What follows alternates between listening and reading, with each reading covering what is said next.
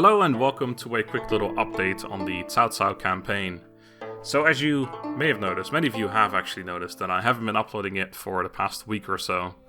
And there was a couple of reasons for that. First off being, I posted a community post about this. I had some recording issues last week, and two of those, well, one of the recording issues was that I recorded 2 episodes of the Cao Cao campaign and didn't have any footage. It was mostly user error, so don't get me wrong, it was just my bad, but I did have save file backup. I always back up my saves because this happens every couple of weeks. I have something that fucks up and then I lose my footage or whatever.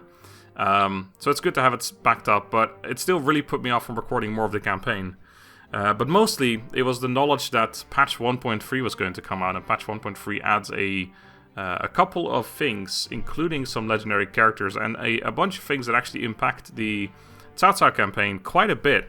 So I decided that instead of continuing the 3 episode old, or young, I suppose, campaign, I might as well just restart it now and use all of the new stuff. So, for example, a major new part is the addition of a couple more legendary or unique characters, such as Guojia, who, of course, we recruited really early on in the campaign. He's now a unique character, and that isn't safe but game compatible, so he'd just be a regular dude in my campaign, so that's one of the reasons why I want to restart. There's also Jia Xue, we have Pang Tong, the fledgling phoenix, and also Huang Gai. I don't know if I'm going to get any of those, but still, I thought just Guojia, there you go. He's a pretty important character. One other thing that is quite large, one other change is quite large, is the fact that commanders have now been changed quite drastically. They now have formations available much sooner.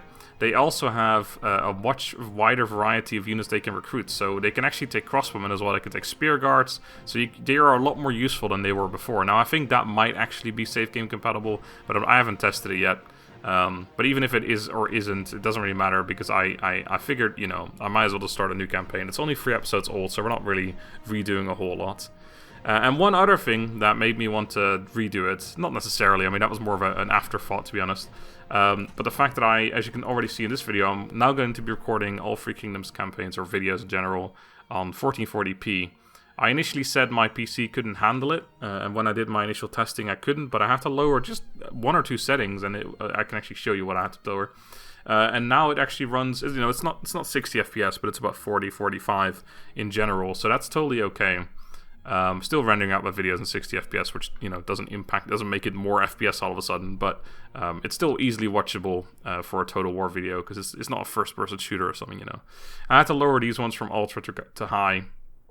And I had to lower anti-aliasing from TAA to FXAA, which doesn't, it's going to still look way better than it did before, because the way YouTube processes videos, it lowers bitrate by a ton, and if you upload in 1440p, then your 1080p quality is automatically going to look better than if you upload straight up in 1080p, which is, it's an odd thing that YouTube does, but unfortunately that's the way it is. So if you watch on 1440p, it's going to look way better. If you watch on 1080p, it's still going to look better despite having slightly lower settings.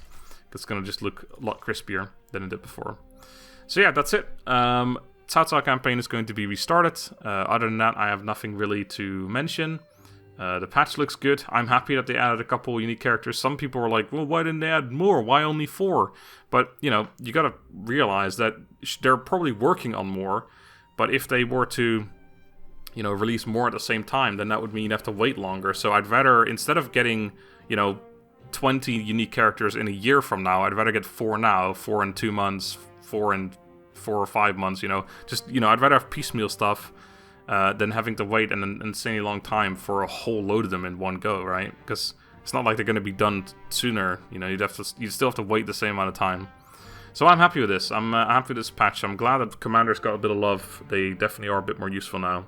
It added a whole bunch of shit as well. There's I think multiplayer is mostly fixed now. I didn't really, I'm not a multiplayer guy, but I know one of the problems was that you could recruit, or you could use like free Sun Wens, and you just use Heartseeker all the time, and apparently that was super OP, which makes sense.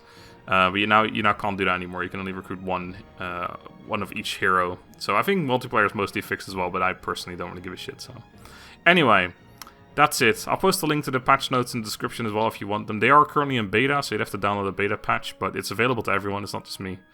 So yeah, that's it. Cao Cao campaign restarting soon. Don't know exactly when, probably in the next week or so. Just keep an eye out. It'll be on the channel soon, don't worry. But I don't know exactly when. Just not gonna name a date right now. Soon. TM. Until then, thank you guys very much for watching this little update, and have a good day and goodbye.